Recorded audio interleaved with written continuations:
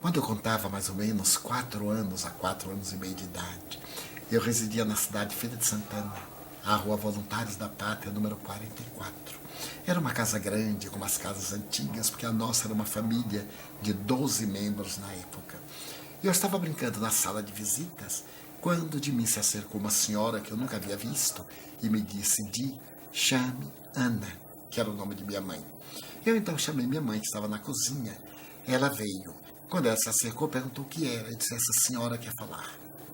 Ela olhou e certamente não viu a ninguém. Então ela me repreendeu, porque estava muito ocupada, e voltou-se aos quefazeres. A senhora me disse: diga a Ana que é Maria Senhorinha. Eu sou sua avó. Eu não sabia o que era avó, nunca tinha ouvido o nome, porque os meus 4 avós, quando eu nasci, já haviam desencarnados. Então eu falei: mãe, a senhora está dizendo que é Maria Senhorinha, e ela quer falar com a senhora. Ela disse que é minha avó. Minha mãe veio muito rapidamente e me sacudiu, um pouco nervosa: menino, não brinque com sua avó que já morreu. Eu disse: mas a mulher está aqui. Ela olhou e não viu ninguém.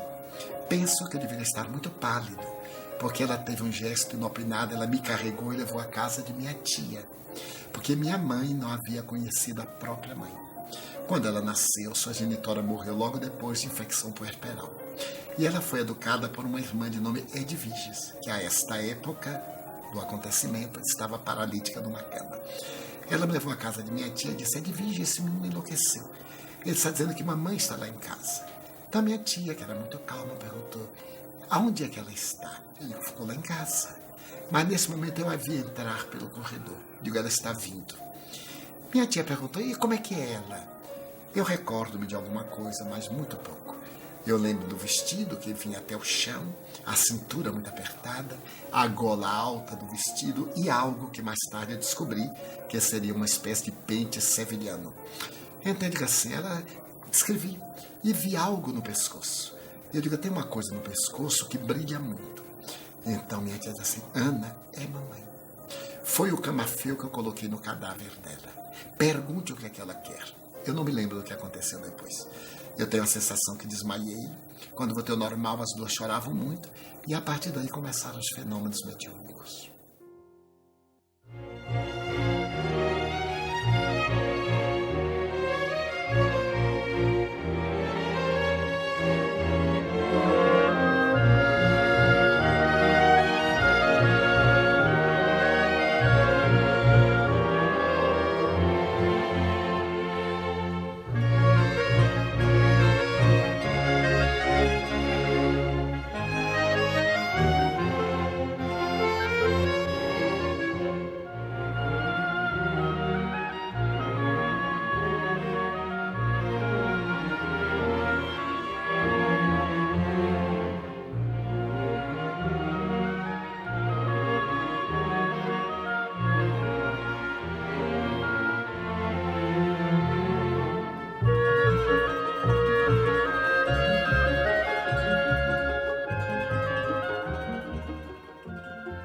No século XX, muitos brasileiros projetaram o Brasil no cenário mundial, nas mais diversas áreas, como o esporte, a música, a arquitetura, a ciência, as artes plásticas, entre outras. A educação, a filosofia e a religião têm como maior divulgador brasileiro no exterior o educador humanista e médium espírita Divaldo Pereira Franco. Não pode haver paz no mundo On ne peut pas avoir de la paix dans le monde se as criaturas não tiverem paz interior. si les individus n'ont pas de paix en eux-mêmes.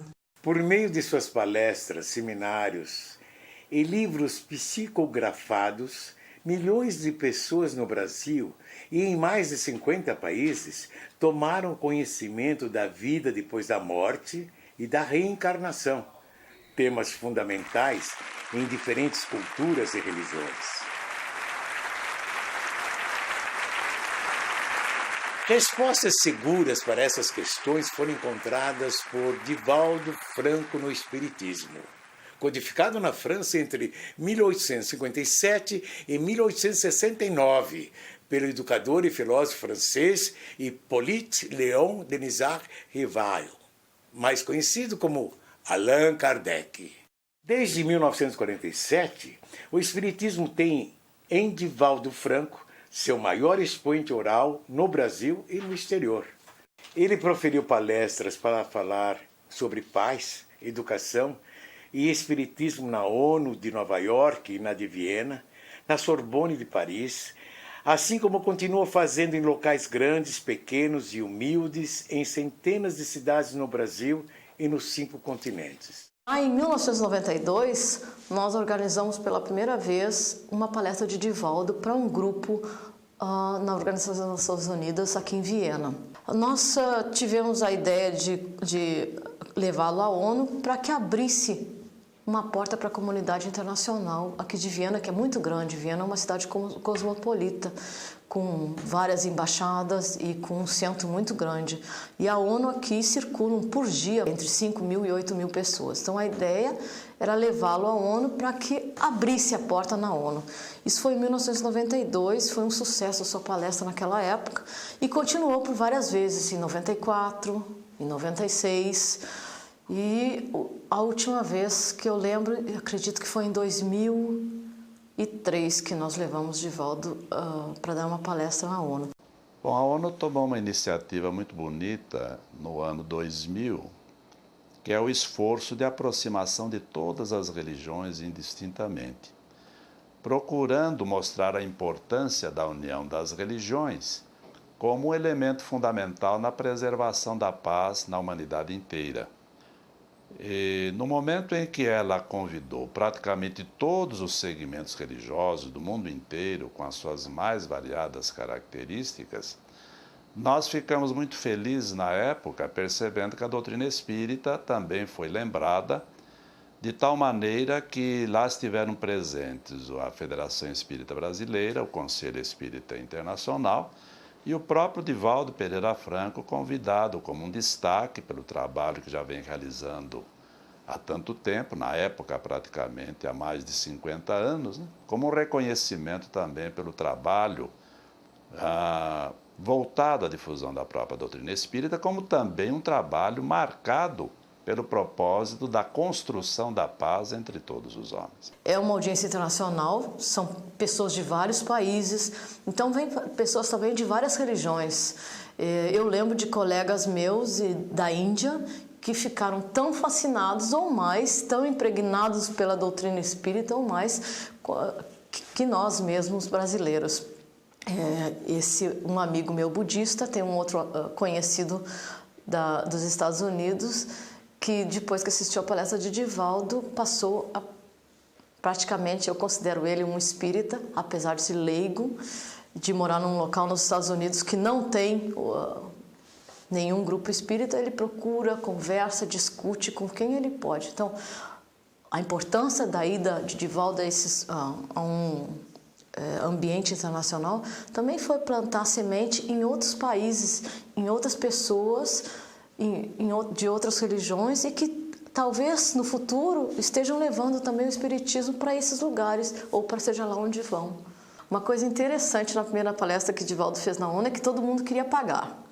E Divaldo, como nós sabemos, não iria aceitar de maneira nenhuma cobrança pela sua palestra, um pagamento pela sua palestra. E muitas pessoas queriam, inclusive, fazer consultas, né, com Divaldo. E é sempre um pouco, assim, meio difícil de explicar para as pessoas. Olha, o espiritismo não dá consultas.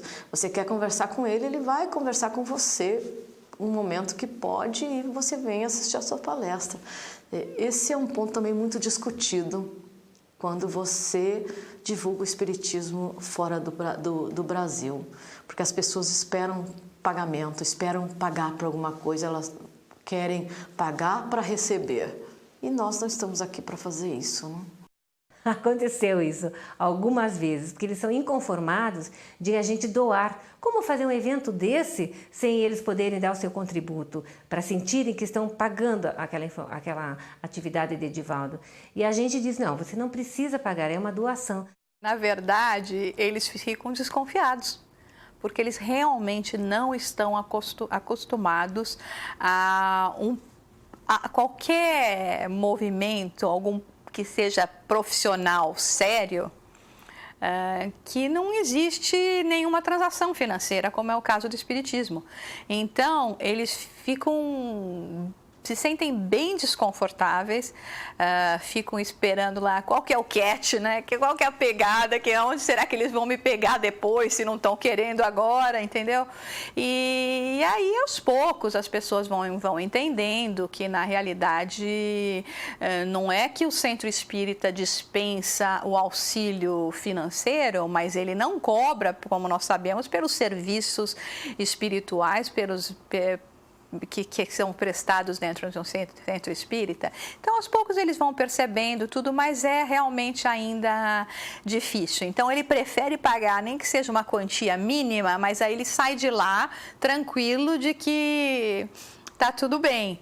Obviamente, os centros aqui não cobram, tá? Nós continuamos sempre com essa mesma política e quando as pessoas insistem muito, a gente sempre fala, olha, existem a possibilidade sempre de deixar doações, fica à vontade da pessoa, mas não é nada que seja exigido. Mas é complicado isso, não é ainda algo que deixa os americanos numa situação muito confortável.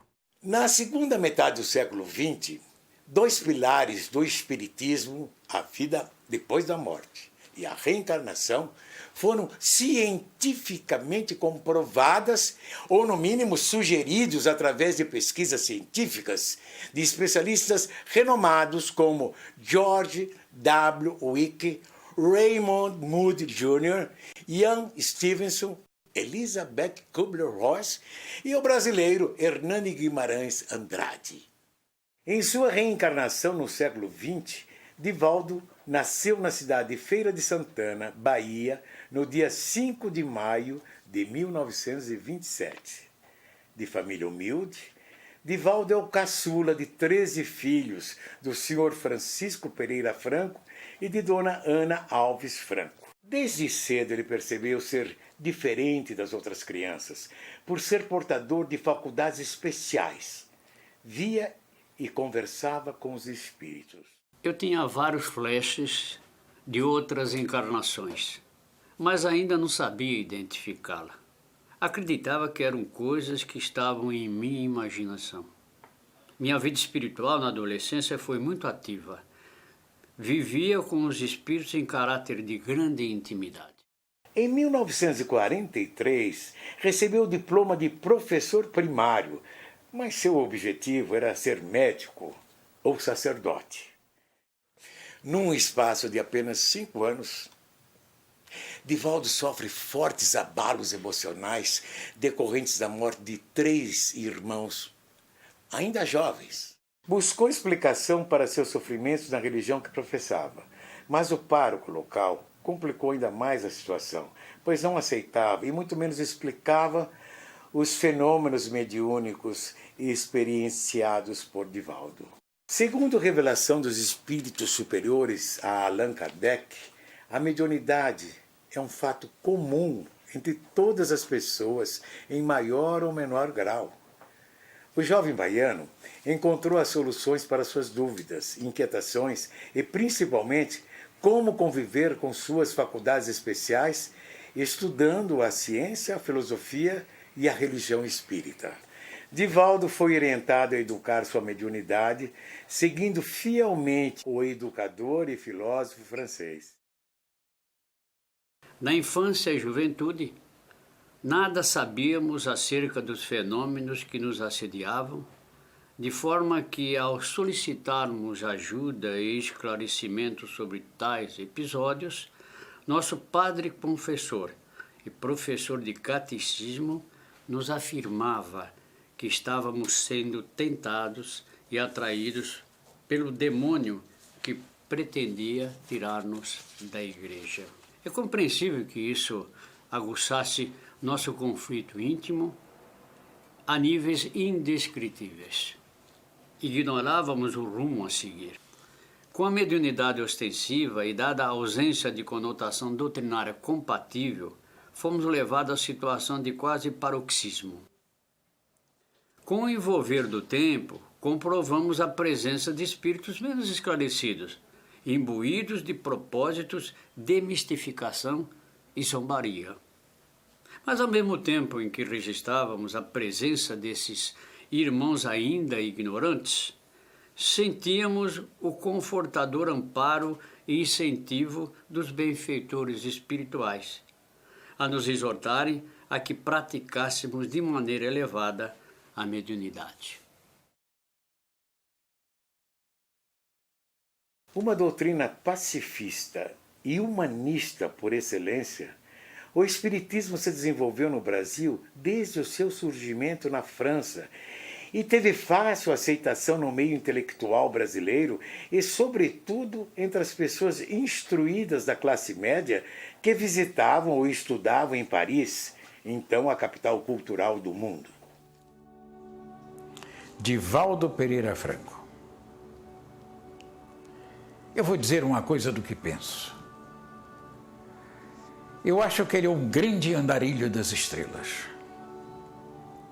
O que este indivíduo tem feito no mundo é uma coisa digna de nota e também de espanto.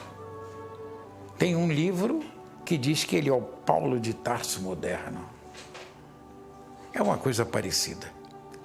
Porque o que esse indivíduo faz, eu não sei onde ele arranja tanta força.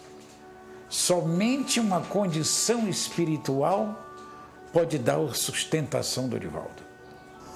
Nós temos o privilégio, de conhecer Divaldo. Muitas vezes estivemos com ele. Fizemos até algumas viagens acompanhando Divaldo.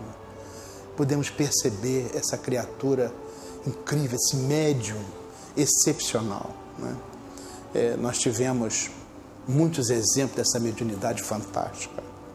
Mas o Divaldo, o ser humano, independente do médium, ele é uma pessoa muito especial.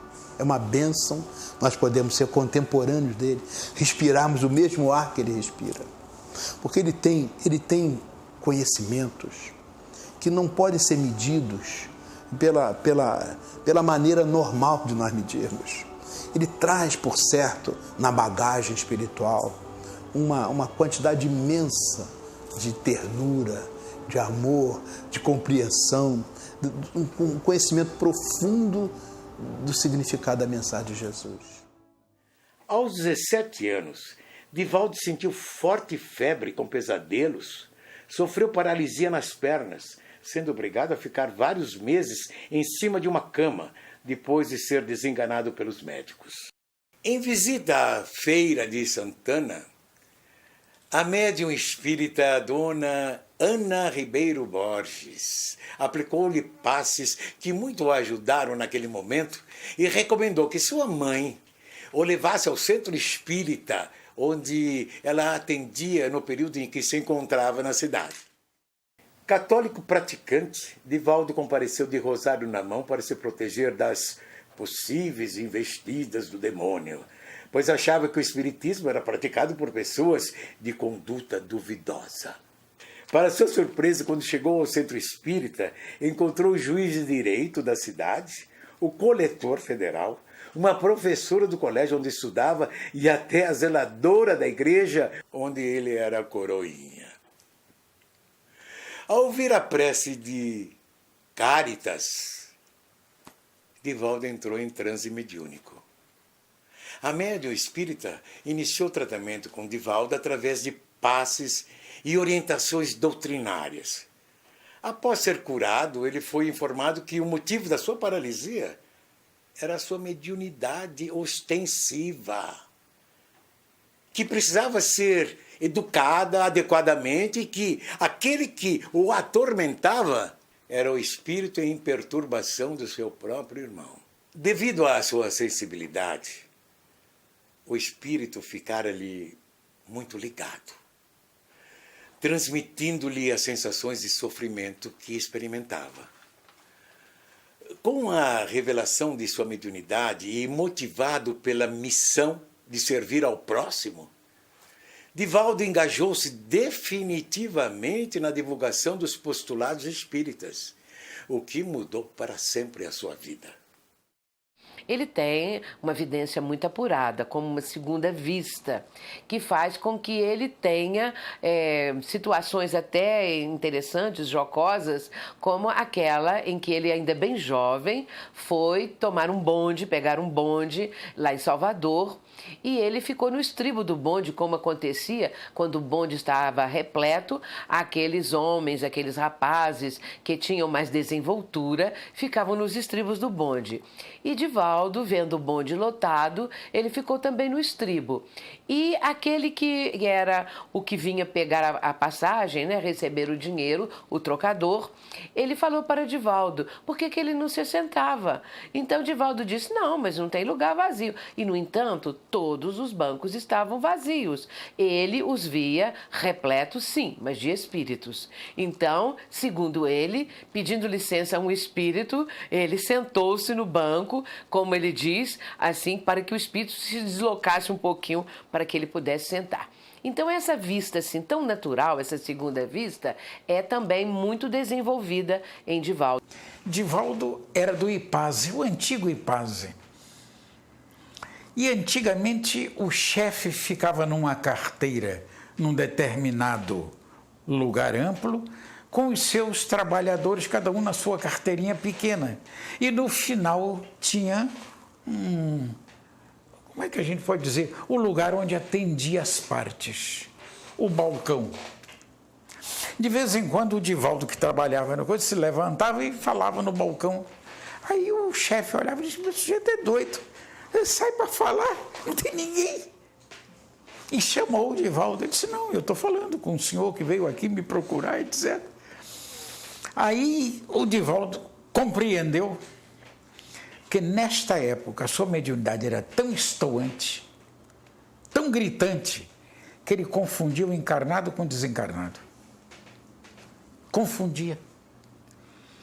Então ele combinou com a moça do lado e dizia, olha, eu acho que eu vou me levantar, eu faço assim, é que tem gente me chamando ali, ou eu tenho que atender no balcão. E eu olho para você, se tiver gente, você faz assim, eu me levanto. Se não tiver gente, você faça uma negação, por favor. E eles combinaram, um dia a moça faltou. A moça faltou por qualquer motivo, uma doença, etc. E ele foi para o balcão atender uma pessoa. Aí o chefe não aguentou, foi atrás dele. Mas o que é isso? Ele disse, mas estou atendendo o senhor aqui que está reclamando. Mas isso não existe, Divaldo. Essas coisas não existem, essa coisa toda. Ele disse, mas o homem está aqui, o homem me deu até o tipo dele, o modelo, o negocinho da ficha, que diz onde é que está o processo dele. Ele disse que o processo está 2 anos e ninguém resolve nada. Aí o chefe virou e disse, eu vou lhe mostrar que isso não existe. Qual é o número? Divaldo deu o número. Aí o homem foi procurar a coisa, tinha o processo, já tinha 2 anos. Tudo que o Divaldo tinha dito através do homem era verdade. E o homem olhou e disse, olha, senhor Divaldo, vamos fazer o seguinte. O senhor tenha calma. Eu acho que tem umas coisas metidas realmente nisso, etc. Então você vê que mediunidade tinha esse rapaz. Após buscar respostas para o sofrimento humano, aflições e o porquê da vida e da morte, Divaldo finalmente as encontrou no Evangelho de Jesus, explicado pelos livros de Allan Kardec. Após tantas vivências e buscas atrozes, dúvidas e inquietações sobre o enigma da vida e da morte, da justiça de Deus e o porquê do sofrimento, todas as minhas perplexidades em breve tempo se dissiparam. Era a consolação da doutrina espírita que a misericórdia divina fazia descer sobre minha pobre e desorientada existência. Não mais a dúvida, não mais a apatia, não mais a revolta, não mais o ressentimento. Antigas rogativas minhas eram, afinal, atendidas pelo Pai Celestial, que socorre sempre todo aquele que pede com humildade no coração. Decorridos os primeiros contatos com a doutrina espírita, passamos a sentir que teríamos que viajar muito.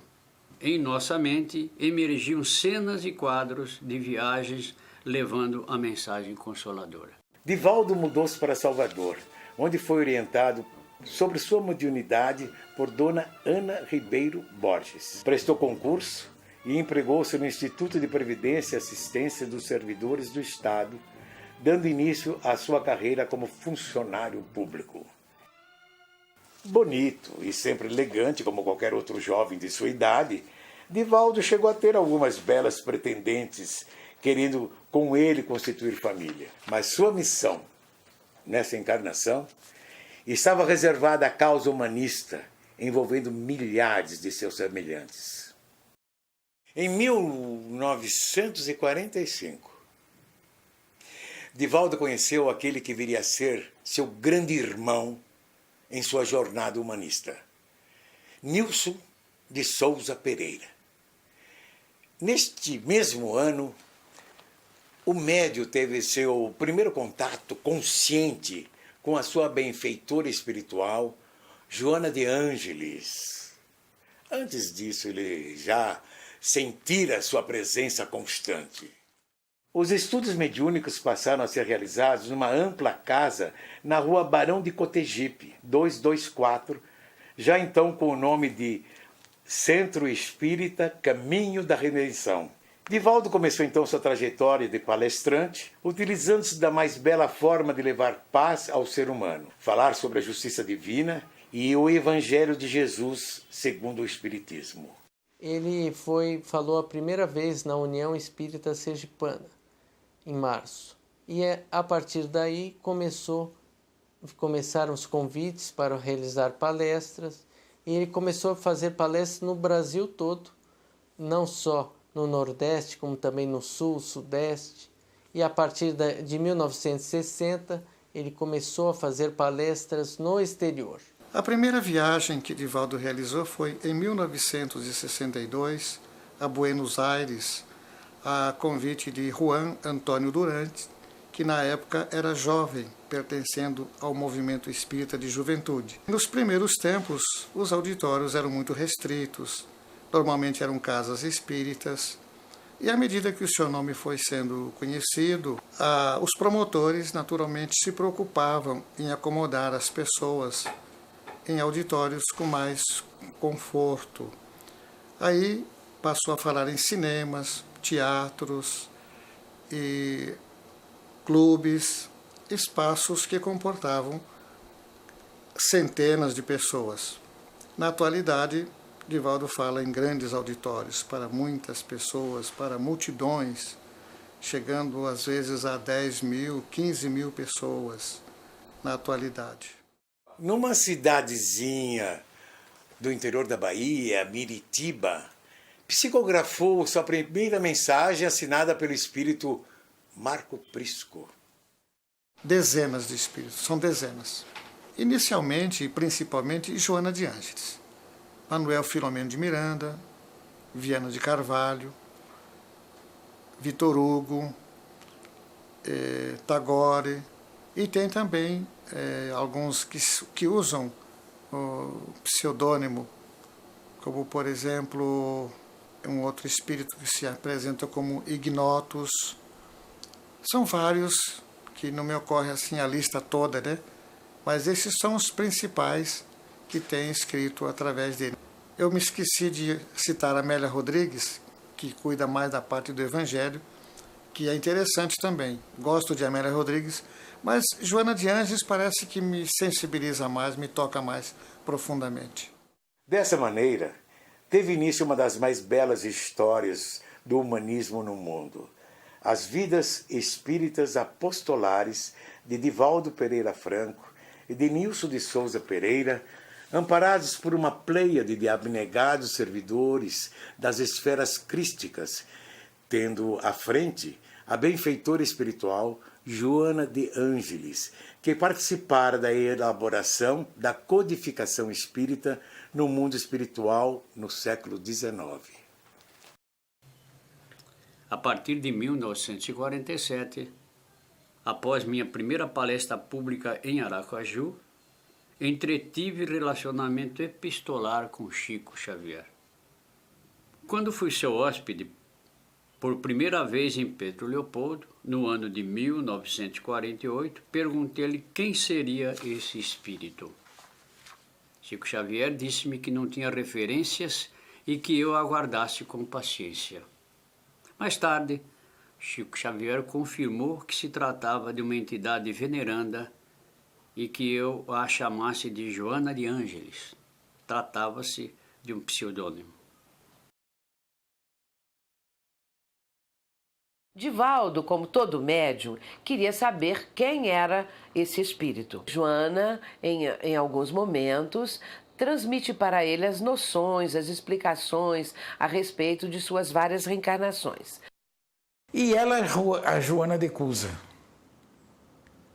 que é a Joana de Ângeles, a Joana de Cusa, que teve contactos maravilhosos com Cristo e que foi abalada, destruída num circo romano, com aquelas destruições dos cristãos daquela época. Ela com o filho, essa coisa toda.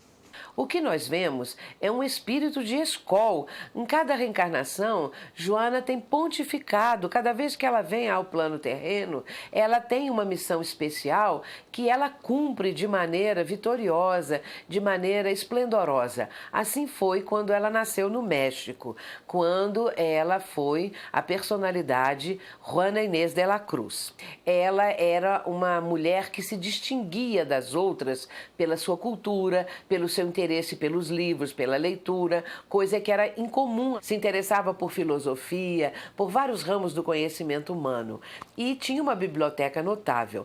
Mas no convento onde ela servia, onde ela trabalhava, a abadesa que dirigia esse convento, ela notou que Joana tinha uma biblioteca muito vasta, então chamou-a e disse que ela era muito orgulhosa, que ela deveria se desfazer daquela biblioteca toda, porque não tinha, assim, nenhum cabimento uma religiosa cultivar leituras e manter uma biblioteca daquele nível. Nós vamos encontrar depois esse espírito tão elevado que veio cumprir uma missão muito especial na Bahia. E nesse caso, com o mesmo nome, vai tomar uma personalidade nova, esse espírito, na sua reencarnação ali nas Plagas Baianas, mas vai passar a se chamar Joana Angélica. E nesse caso vai ser a abadesa no convento da Lapa. Segundo Divaldo Franco, ela sempre se interessou em ajudar as mulheres, as moças que tinham filhos ainda solteiras e por isso eram consideradas perdidas. E isso ela fez também como Juana Inés de la Cruz, vai dar prosseguimento a esse trabalho como Joana Angélica. De 1948, quando retornava de uma viagem de trem que fez com Nilson à plataforma na Grande Salvador, Divaldo subitamente teve uma visão através de desdobramento, na qual lhe foi projetada uma área ampla, arborizada, com várias casas, escolas e com muitas crianças brincando. Nesse desdobramento, Divaldo viu um senhor cuidando atentamente daquelas crianças e percebeu que se tratava dele próprio já em idade avançada. Esta é a tarefa que deves executar. Se te aprover, deves dedicar-te ao trabalho recuperador junto aos corações infantis para atender ao grande número de necessitados, contribuindo de alguma forma para a edificação de um mundo melhor e mais feliz. A Mansão do Caminho foi criada em agosto de 1952 para abrigar e educar crianças órfãs, apesar dos obstáculos criados pelo Palácio Episcopal, que alegava não ser permitido que o demônio fizesse uma sede próxima ao seu palácio. A condição de espírita foi muito difícil para Divaldo romper essas barreiras. E havia então uma perseguição, que ali naquele local não poderia de forma alguma ter qualquer atividade espírita, porque o plano era não só a Mansão do Caminho, mas também o Centro Espírita Caminho da Redenção, que já estava fundado anteriormente, porque a mansão veio depois. O centro foi fundado em 1947 e a mansão 5 anos depois.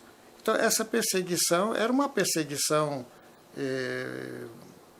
não muito ostensiva, mas se sentia, se percebia realmente esse assédio para combater, para dificultar ao máximo, usando inclusive a imprensa, usando os mecanismos da época. Ali eles abrigavam crianças órfãos, normalmente abandonadas em bancos de igreja, da rua, e mais tarde até na própria porta da Mansão do Caminho.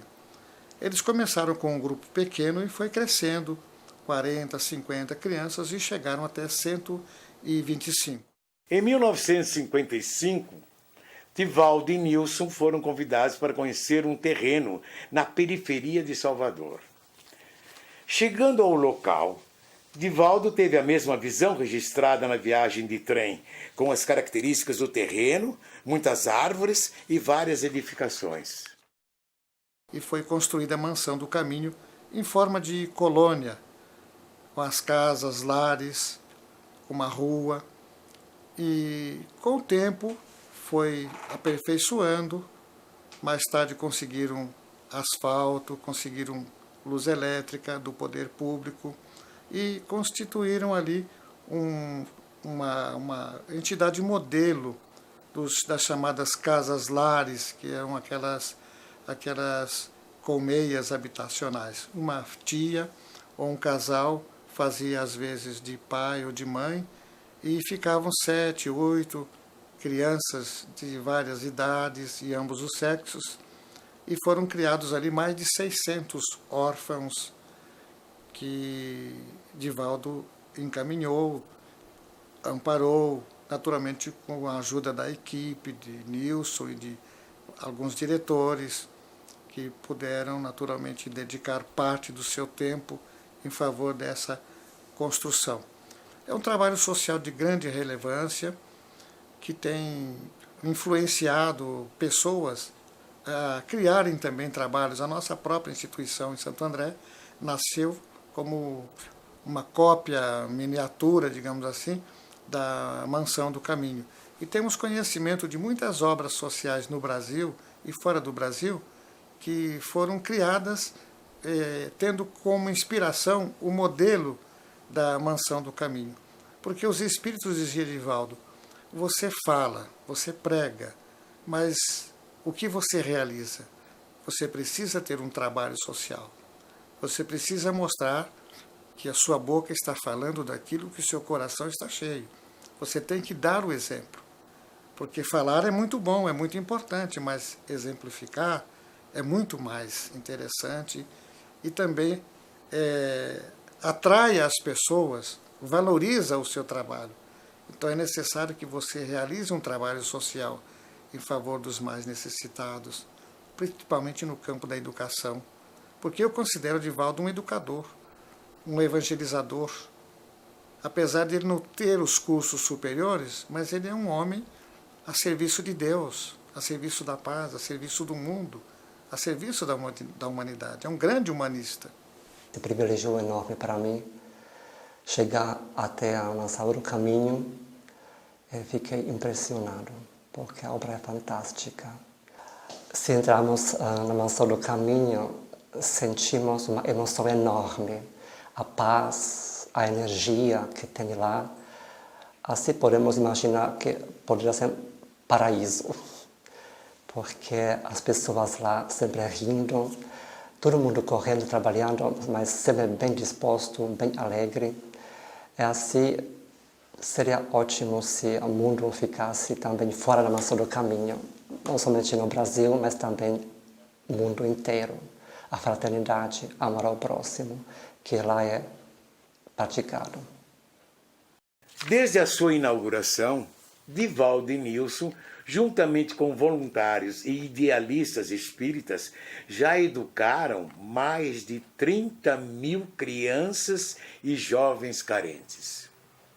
O complexo educacional é mantido com os recursos adquiridos com a venda dos livros psicografados por Divaldo e gravação das conferências e seminários realizados no Brasil e no mundo. Conta também com o apoio da Prefeitura de Salvador, dos governos estadual e federal e de empresas privadas. Algumas dessas crianças abandonadas por seus pais biológicos foram registradas posteriormente, tendo como pais Divaldo ou Nilson. Quando Divaldo fundou a Mansão do Caminho, ele contou especialmente com a presença de Nilson. Em muitos momentos, Divaldo, até mesmo contando para mim, relatando o trabalho de Nilson, ele sempre diz o seguinte, que enquanto ele fica no seu gabinete psicografando, enquanto ele fica no atendimento às pessoas, Nilson cuida dessa outra parte, de estar junto das crianças quando a obra ainda tinha as casas lares, não é? Então, aquelas crianças que viviam ali, que vinham em tenra idade, os órfãos, essas crianças contavam com a presença de Nilson, que estava sempre atento a tudo aquilo que elas precisavam e dava suporte a que Divaldo tivesse a tranquilidade suficiente na parte da psicografia, na parte da mediunidade, na parte das viagens, porque se ele não contasse com uma pessoa assim, ele não teria tranquilidade suficiente para levar adiante uma tarefa que o fez caminhar cada vez para mais longe, porque ele deixou Salvador para ganhar o mundo. Ele deixou o seu recanto ali, não é, que é a mansão, para começar então uma tarefa que hoje o tem levado aos continentes do mundo. A Mansão do Caminho, ela é um exemplo de obra assistencial, de obra social, que está cada vez mais atendendo às angústias e necessidades humanas.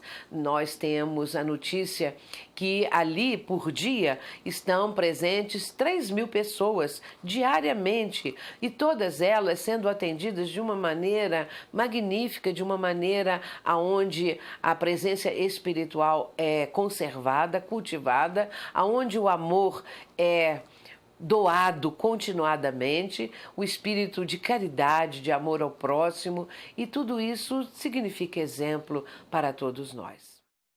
Desde a formação dos primeiros grupos de estudos do Espiritismo no Brasil, no final do século XIX, servir ao próximo, tendo Jesus como modelo e guia, sempre foi um método adotado pelos espíritas. Nessa mesma época, tanto em famílias abonadas como nas classes populares, surgiram médiuns notáveis, como Bezerra de Menezes, Frederico Júnior, Bittencourt Sampaio e Antônio Luiz Saião, no Rio de Janeiro. Em São Paulo, a extraordinária educadora e humanista Anália Franco e Antônio Gonçalves da Silva, o Batuíra, foram exemplos de bondade humana. Em Belém do Pará, Ana Prado causava sensação com sua excepcional mediunidade de efeitos físicos. Em Minas Gerais, Eurípides Barçanufo, além de curar com sua mediunidade, empregou o método de educação espírita até então inédito em todo o mundo. Em 1910, nascia em Pedro Leopoldo, Minas Gerais, aquele que, ao lado de Divaldo Franco, seria o nome mais importante do espiritismo no século XX, Francisco Cândido Xavier. O Brasil se tornou a pátria do Evangelho, onde vários médiuns psicógrafos, quase sem instrução, recebiam da espiritualidade páginas belíssimas, que davam origem a inúmeros livros. Começava uma nova era na história da literatura. Médiuns, pesquisadores e intelectuais espíritas notáveis escreveram seus nomes na história do cristianismo por sua oratória, suas obras mediúnicas e seus atos de amor e renúncia.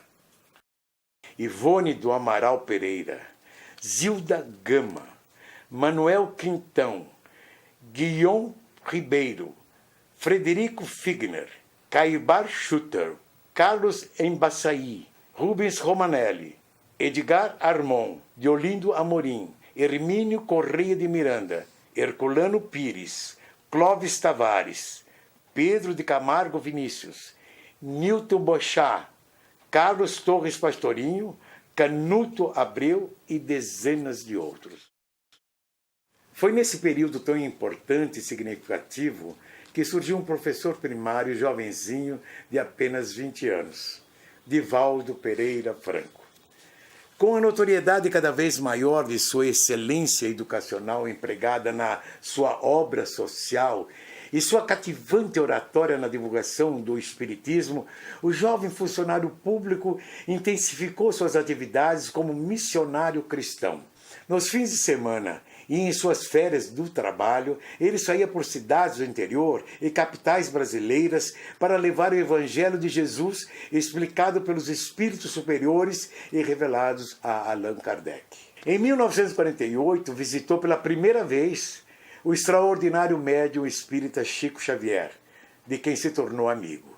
A partir de então, Chico passou a ser uma referência central para o jovem médium iniciante. O espírito Humberto de Campos apareceu a ele e disse: você precisa conhecer Chico Xavier. Vá a Pedro Leopoldo, porque Chico Xavier poderá orientar você na sua mediunidade. Você é muito jovem, inexperiente e precisa de uma pessoa como Chico Xavier para orientá-lo. E por incrível que pareça, Humberto de Campos deu o endereço de Chico Xavier, porque Divaldo não conhecia Chico Xavier, não sabia nada a respeito de Chico Xavier. Ele era apenas médium, estava começando e não tinha ainda contato com o movimento espírita, com a doutrina espírita. E ele escreveu a Chico Xavier. E é muito interessante porque ele escreveu numa linguagem muito formal: Ilustríssimo Senhor Francisco Cândido Xavier. E quando Chico respondeu, foi interessante porque ele disse assim: querido irmão Divaldo. Ele disse: olha, que diferença. Então ele achou que não podia ter intimidade com Chico Xavier. Então respondeu: querido irmão Chico Xavier, gostaria muito de conhecê-lo e tal, né? Aí marcaram, no ano seguinte, Divaldo tirou férias e veio a Belo Horizonte para depois ir a Pedro Leopoldo. Naquela época era muito difícil, havia escalas de 4, 5 lugares. Então, às vezes, uma viagem de Salvador a São Paulo, a Belo Horizonte, demorava 5, 6 horas naqueles aviões Douglas. E ele foi a Pedro Leopoldo. Foi hóspede de Chico Xavier, dormiu na casa de Chico Xavier, e aí começou, então, um relacionamento de correspondência.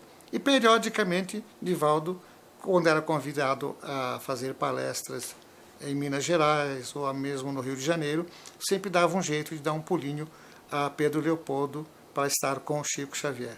E Divaldo ia muito a Pedro Leopoldo para entrevistar Chico, para estar com ele, para participar de reuniões mediúnicas com Chico Xavier e também para receber do Chico as orientações, porque Divaldo sempre teve Chico como seu mestre, como aquele que orientava a sua mediunidade, como aquele que orientava toda a sua tarefa, essa missão que já estava muito bem delineada naquela época.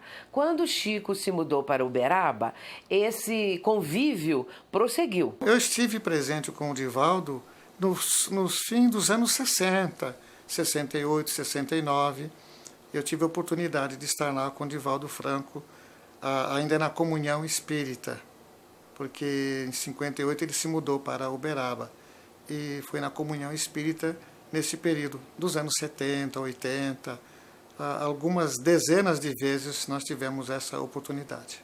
Nós frequentávamos ali juntamente com o Chico a comunhão, assistimos à reunião. Divaldo sempre era convidado à mesa e psicografava junto com o Chico Xavier, né? E depois ele convidava as pessoas que receberam mensagens a fazer a leitura, Divaldo também fazia a leitura, e depois, finalmente, Chico Xavier fazia a leitura. E muitas vezes ele nos convidava, após a reunião, já madrugada dentro, para ir à casa dele. Ou então no sábado, porque a reunião às vezes era na sexta-feira, e a gente no sábado pela manhã, por volta de 10 horas, ele nos recebia em sua casa. E algumas vezes também almoçamos com o Chico Xavier. O Divaldo, ele sempre via no Chico assim, uma criatura veneranda, tinha um respeito, era alguma coisa assim muito especial. Divaldo, até hoje, você sabe que nas viagens ele cita Chico Xavier, o venerando médium, ele tem um respeito, uma admiração fantástica, porque ele viu nele um mestre, um professor, que o ajudou no começo da mediunidade. Nos anos 50, as cidades de São Paulo e Rio de Janeiro deram importante apoio para Divaldo divulgar sua obra social. Na época, fez a sua primeira palestra na Federação Espírita Brasileira no Rio. Na capital paulista, quem abriu as portas para o jovem tribuno foi a Federação Espírita do Estado de São Paulo. A fama da oratória de Divaldo Franco repercutiu em vários estados brasileiros. A primeira vez que eu conheci Divaldo Franco foi em São José do Rio Preto, no ano de 1958. Se não me engano, era a 11ª concentração de mocidades espíritas do Brasil Central e do estado de São Paulo. A primeira concentração a que eu comparecia. E eu estava muito motivada, deslumbrada mesmo com aquele movimento. Eu não conhecia somente aqui Campinas, a nossa mocidade, um movimento pequeno ainda na época. Observamos pela primeira vez o trabalho de Divaldo Franco na tribuna e ficamos encantadas, como aliás todos os que assistiram. Sempre é assim, não é? O Divaldo consegue transmitir a mensagem com clareza, com fundamento, às vezes científico, muito evangélico, e cativa mesmo com sua palavra vibrante aqueles que o ouvem. E eu me recordo que fiquei muito emocionada e interessada. Mas é que as nossas mocidades na época eram acanhadas, limitadas. E ali nós estávamos vendo jovens como Divaldo. Divaldo era, desde aquela época, o grande trabalhador que é hoje.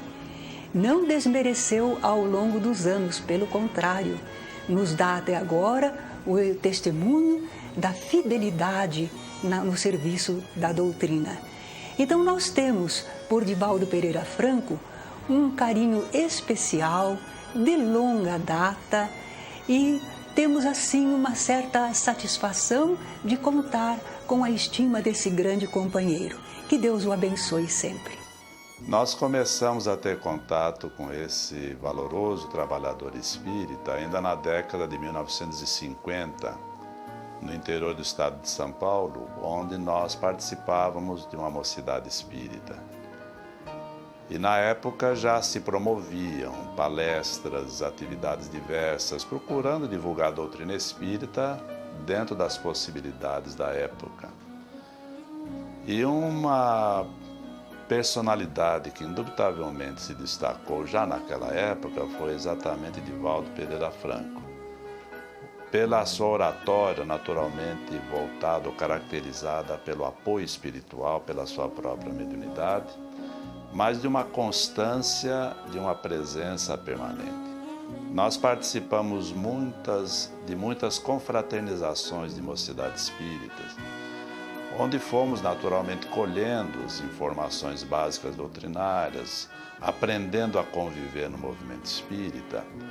E Divaldo Pereira Franco praticamente nunca se fez ausente dessas atividades. Quando, em 59, eu comecei a ter notícia que havia um médium muito bom, que um orador, no caso aí, um orador muito bom, que fazia palestras muito belas, à época, palestras de cunho evangélico, e falava a respeito de Jesus, fazia as pessoas se emocionarem muito, e que esse jovem vinha às cidades quando recebia convites e atendia as pessoas. Ele era baiano, morava bem longe lá de Minas Gerais, onde eu estava, mas mesmo assim eu levei esse nome para a nossa mocidade, porque fiz a ligação Divaldo e Joana de Ângeles. Então eu comecei a pensar, esse Divaldo é aquele que psicografa Joana de Ângeles e que psicografa Marco Prisco. E levei o nome para os jovens da mocidade e comentei com eles, vamos convidar esse rapaz, vamos convidar esse orador para vir aqui a Juiz de Fora, para fazer uma palestra. Ele é jovem, segundo eu soube, e que nós poderíamos então promover uma palestra dele. Portanto, foi a Mocidade Espírita que promoveu a vinda de Divaldo Franco quando nós o conhecemos. A essa altura, ele atendeu ao convite, aceitou, marcamos a data e ele ficou hospedado lá em casa. E isso foi em 59. A partir daí, durante 45 anos consecutivos, Divaldo atendeu ao nosso convite, indo a Juiz de Fora, fazendo as palestras e também ficando hospedado no nosso lar.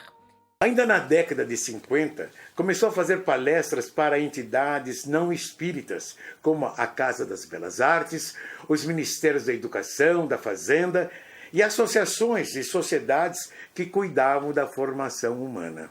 No início dos anos 60, recebeu convite para fazer uma conferência fora do Brasil. A partir daí, os países da América Latina começaram a solicitar a presença de Divaldo Franco para fazer palestras. Centroamérica y el Caribe le debe realmente a Divaldo Pereira Franco el inicio de la divulgación espírita en nuestras tierras. Él fue el que exactamente fue el pionero y llevó a nuestras tierras las primeras luces sobre la doctrina espírita en una forma más amplia y en una forma más comprensible gracias a su gran cualidad de orador. Recordamos cuando hace más allá de los 30 años que llegó Divaldo a Guatemala. Yo contaba con 16 años apenas y Divaldo no hablaba completamente el español.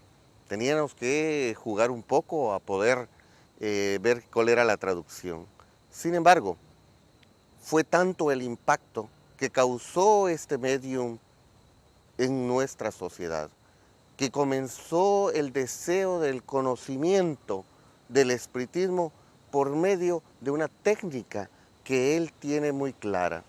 Él habla al lenguaje y a las cualidades de cada pueblo, de tal manera que él se adaptó muy rápidamente a el espiritismo centroamericano. Y no hablo de los espíritas de nuestras tierras, sino que hablo de que él ha sido un forjador, ha sido un hombre que ha entrado como que llega a la selva y empieza a abrir un camino. Eso fue realmente Divaldo para Centroamérica, un verdadero luminoso del camino, una verdadera persona que abre camino donde no había por dónde transitar, llevando con palabras de amor, de mucho conocimiento, de mucha enseñanza, la luz del espiritismo a corazones que nunca jamás quisieron conocer esta palabra, habiendo dejado tan bien sentado esto que ahora anda por todo el mundo, llega poco a Centroamérica, pero ¿por qué?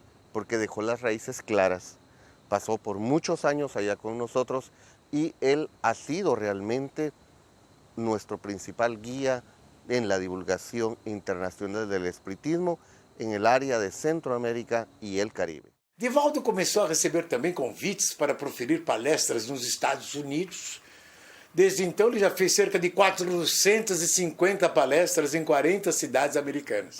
Paris, a cidade que viu nascer a doutrina espírita em meados do século XIX, começou a receber o médium espírita para falar de espiritismo e do humanismo do espiritismo. Desde 77, o Divaldo vem regularmente a Paris. E eu era a que recebia. Divaldo e Nilson é que foram sempre os orientadores do nosso centro. E era graças à influência de Joana de Ângeles que nós dizíamos, agora você pode fazer isso, agora você pode fazer aquilo. Eu tinha umas ideias e perguntava, posso fazer? E ela não estava de acordo. Então nós não podemos distanciar o trabalho do espiritismo em Paris, pelo menos, sem Divaldo Franco. Eu tenho o meu valor, eu tenho a minha perseverança, eu fiquei, mas contei muito com ele e com o Nilson. O Divaldo, quando chega, ele tem um algo mais que todos nós conhecemos, né? Assim, ele transmite um entusiasmo, ele dá força às pessoas que estão, é otimista, é cheio de esperanças, mas de uma esperança racionada, não é de um otimismo realista também. Então, eu acho que a coisa que mais impressiona é o depois dele, deixa um ambiente ótimo. É isso que eu acho. Porque também temos também vários perfumes nas salas, temos ambientes agradáveis, tivemos manifestações espirituais também muito boas, mas também o após Divaldo. Quando ele vai embora, a gente está entusiasmado, a gente tem entusiasmo, se a gente continuasse, não vamos desistir.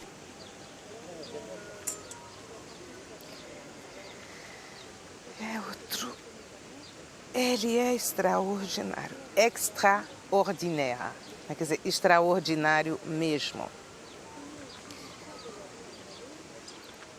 Idealista, é muito pouco de dizer, mas ele está sabendo transmitir este ideal no mundo inteiro. Parou a vida, parou a vida pessoal, não há demanda de ordem pessoal.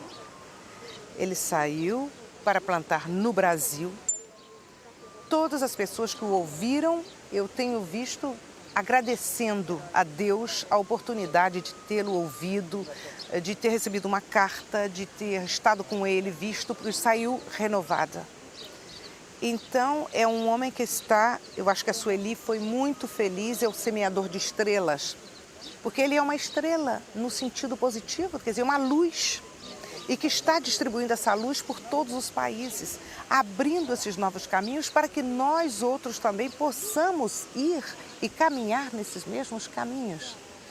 Eu acho que ele, acompanhado do Nilson, que é também uma maravilha de pessoa, eu sou uma admiradora do Nilson de Souza Pereira também, que tem acompanhado e que tem fidelidade à fé, ajudando também na difusão da doutrina. São duas pessoas extraordinárias, porque eles saem completamente do normal. Eles têm uma obra social maravilhosa, extraordinária. Eles têm um trabalho de difusão mediúnico maravilhoso.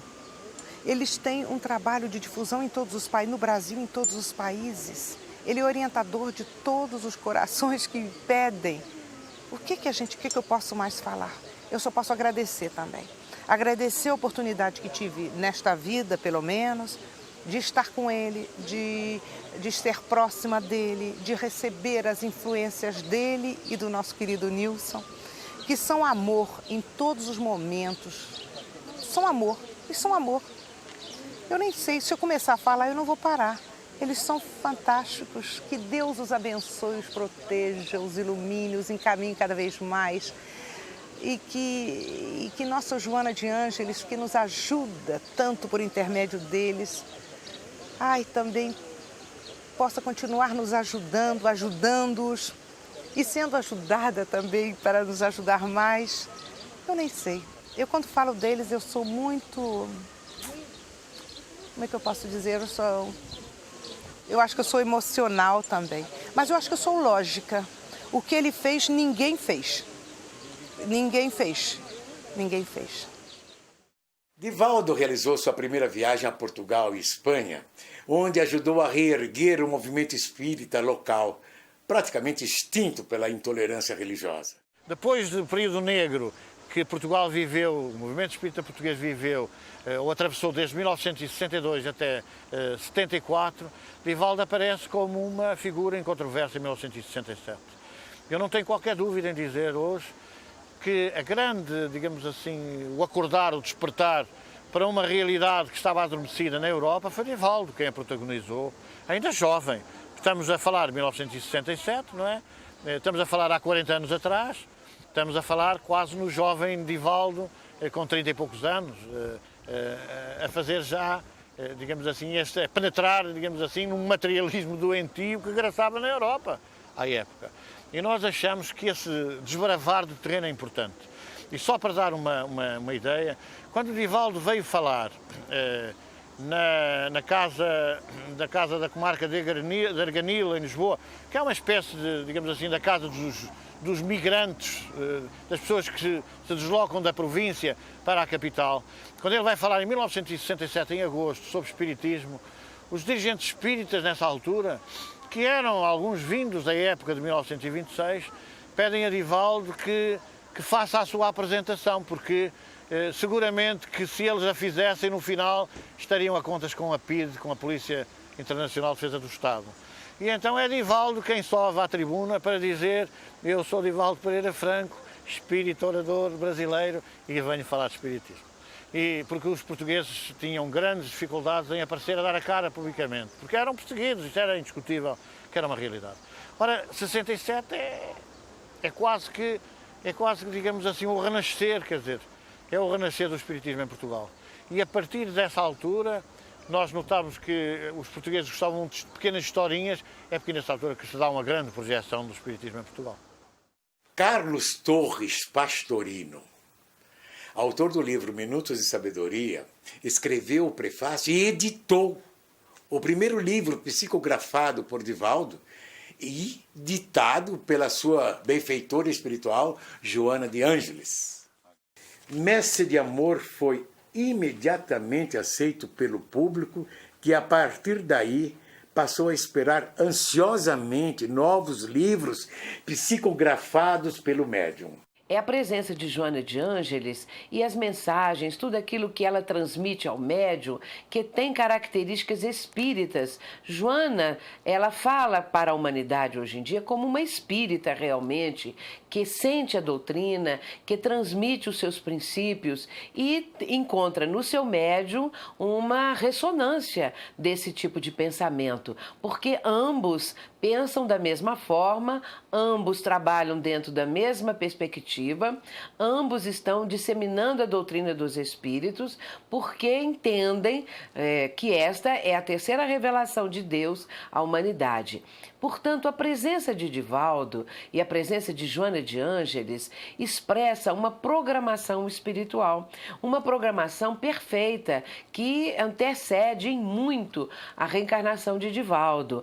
Ela hoje vem falar à humanidade através da mediunidade. É aquele mesmo espírito lá, Joana de Cusa, aos tempos do Cristo, quando deu o seu testemunho de fidelidade ao Mestre, que hoje fala da mesma forma para os seres humanos a respeito de Jesus. Nós sabemos que ela tem uma linha psicológica. Muitos livros de Joana de Ângeles, ela mostra ali uma feição psicológica, uma característica, mostrando todas as implicações que o ser humano hoje em dia apresenta dentro dessa perspectiva psicológica. São vários os aspectos que poderiam ser analisados. A obra de Victor Hugo, por exemplo, como romancista, já foi apreciada inclusive por acadêmicos, por pessoas especializadas em estilos de romances. E também a obra de Joana de Ângeles, principalmente a coleção da psicologia transpessoal, que é a quarta força, que tem sido adotada por muitos psicólogos. E eu estou, inclusive, elaborando um trabalho nesse sentido, de relacionar os psicólogos que estão trabalhando os livros de Joana de Ângeles no campo da psicologia transpessoal. Também as obras de Tagore, Manuel Filomeno de Miranda, com uma especialização no campo da obsessão e desobsessão, têm contribuído grandemente para os estudos nas casas espíritas. Criou-se, inclusive, o projeto Manuel Filomeno de Miranda, que procura didaticamente passar as instruções, as orientações de como organizar um trabalho espírita no campo da mediunidade, como organizar uma reunião no campo da obsessão, das obsessões. É um trabalho muito profícuo, muito útil para os estudos da mediunidade. A mediunidade de Divaldo Franco sempre deixou as pessoas fascinadas, principalmente a de efeitos físicos. Que eu vi materialização com o Divaldo na casa, eu vi materializações com ele. Hoje, se chamar para ele fazer materialização, ele está fora, porque é um processo muito complexo, precisa de pessoas muito adestradas, pessoas que compreendam as coisas, e não pessoas que vão ver para se entusiasmarem, etc., e não ter composições de avaliação, etc. Mas esse era o Divaldo. Muitas vezes ele falou o Dr. Bezerra de Menezes através dele, quando também havia uma modificação facial e da voz e até da aparência física. Ele fica mais corcundinha, a voz é a própria do Dr. Bezerra e a transformação facial. E a impregnação fluídica, ninguém consegue ficar sem se emocionar pela impregnação do espírito. Também, muitas vezes, ele mostrava, assim, para mim, quando a gente saía, o perfume que saía das mãos dele depois das palestras. Isso é uma manifestação de efeito físico, né? E na minha casa, quando o meu marido estava doente, que ele sempre fazia então passe, evangelho no lar, a água ficava fluidificada, alterava o sabor da água e a água ficava gasosa, mas sempre o sabor diferente e com perfume. E chegou um tempo que a minha casa começou a ficar perfumada. O Divaldo saía, então eu tinha as pessoas humildes que me ajudavam na limpeza da casa e elas diziam assim: Dona Bete, que visita é essa que a senhora teve, que ele foi embora e o perfume ficou? O perfume permanecia de 1 a 2 semanas e não era perfume dele, era impregnação fluídica do perfume espiritual que exalava.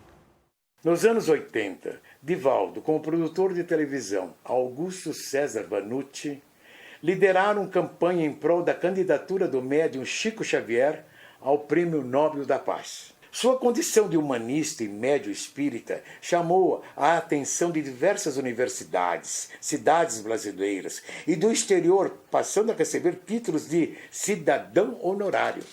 Foi convidado e fez palestra na Sorbonne, em Paris, e ainda recebeu diplomas de doutor honoris causas em humanidades de universidades americanas e canadenses.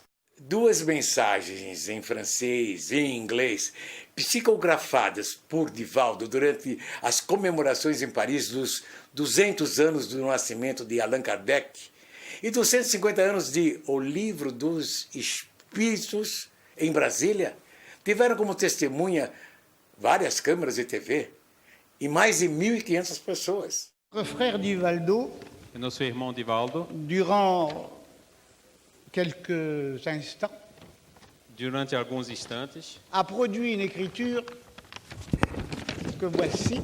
Produziu a escrita que ele está mostrando.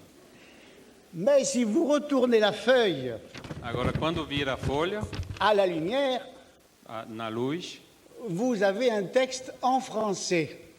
Tem um texto em francês.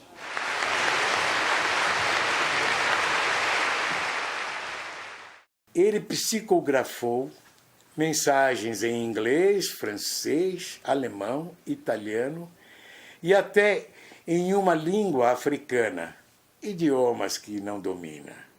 Além disso, ele psicografou de modo especular, isto é, com a escrita invertida, que só pode ser lida contra a luz ou através de um espelho. Essas mensagens são mais uma confirmação de que não morremos com a morte do corpo físico.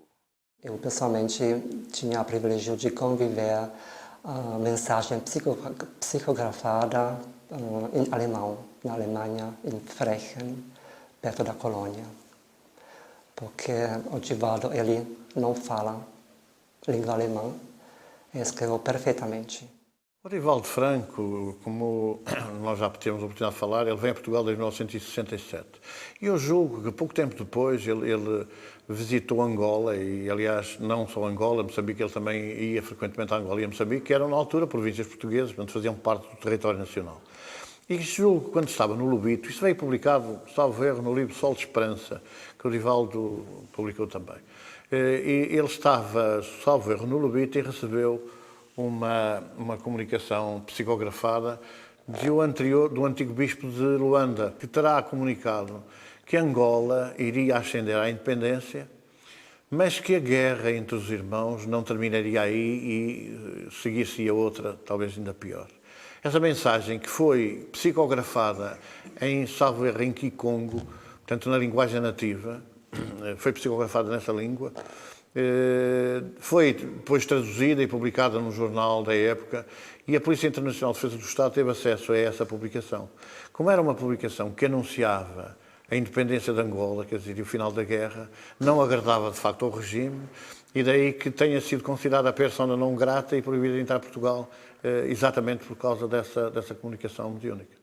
Dos 365 dias do ano, cerca de 200 são reservados por Divaldo para proferir palestras no Brasil e no exterior, onde enfrenta fusos horários nos 5 continentes, diferentes situações climáticas, meios de transportes e gastronomias de várias culturas.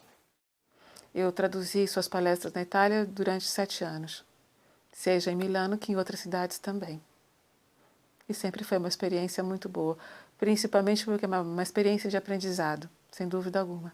Porque as experiências que, por mais que sejam poucas, não sejam tantas, não importa, mas a intensidade do que ele transmitiu e do tempo que eu pude, eu pessoalmente, passar com ele, seja na Itália, mas também com outros países da Europa, porque eu sigo a distância, por assim dizer, porque quando ele vem à Europa, mesmo que ele não venha na Itália, ele vai em um outro país, eu vou até esse outro país também para acompanhar o seu trabalho, e no Brasil, inevitavelmente, eu sigo a sua agenda quando estou no Brasil e tendo a oportunidade eu assisto,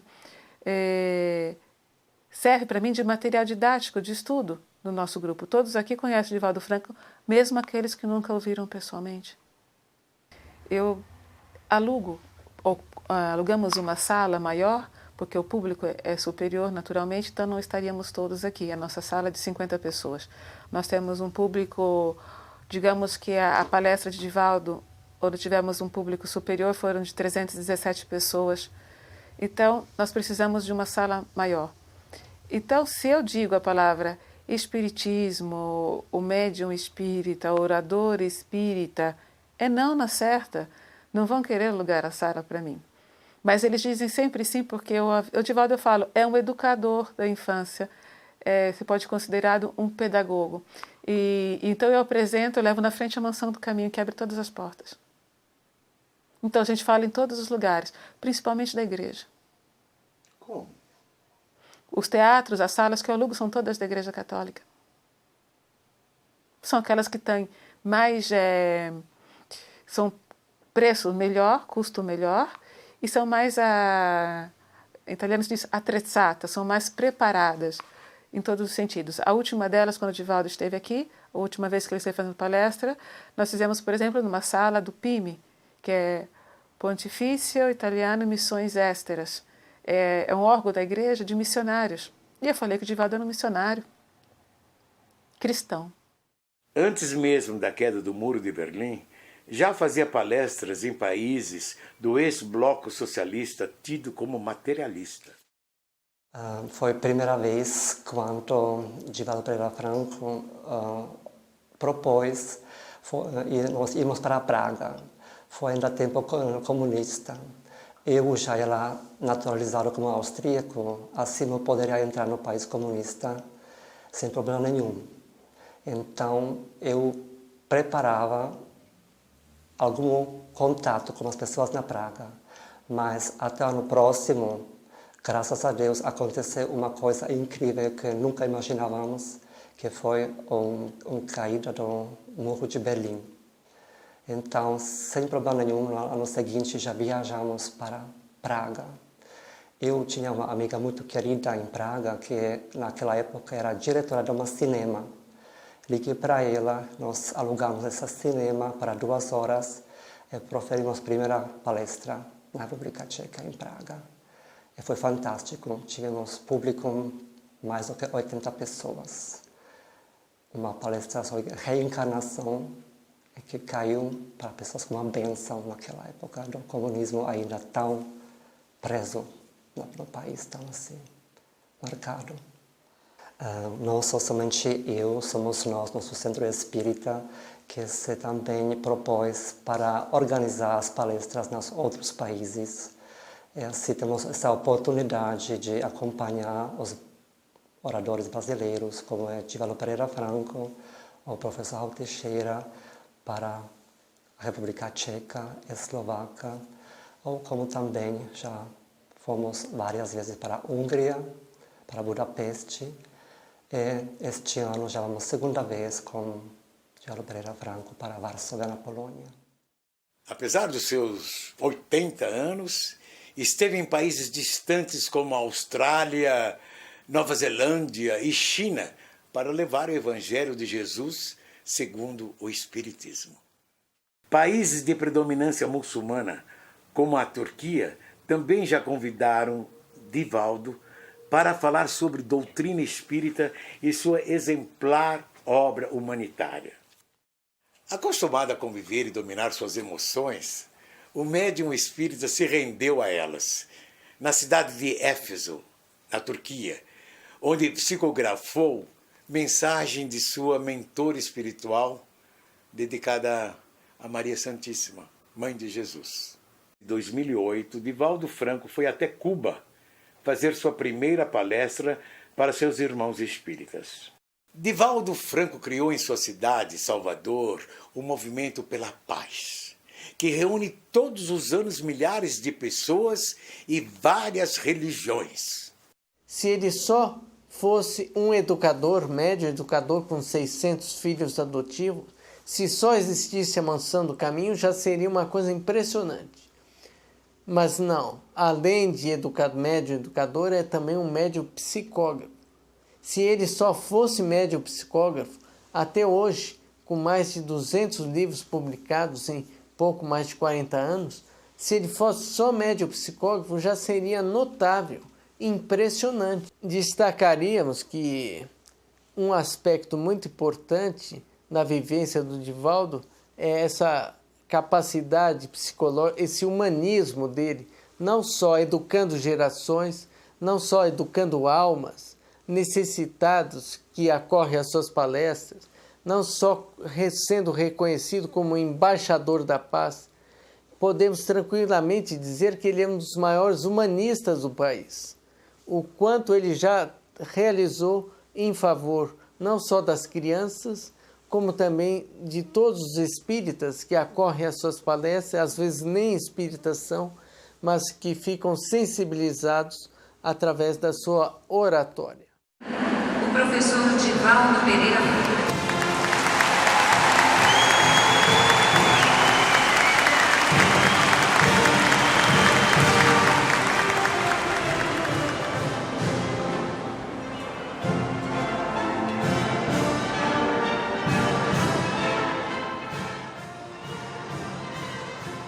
Por sua trajetória de mais de 60 anos no Espiritismo, Divaldo Franco continua recebendo homenagens de várias partes do mundo.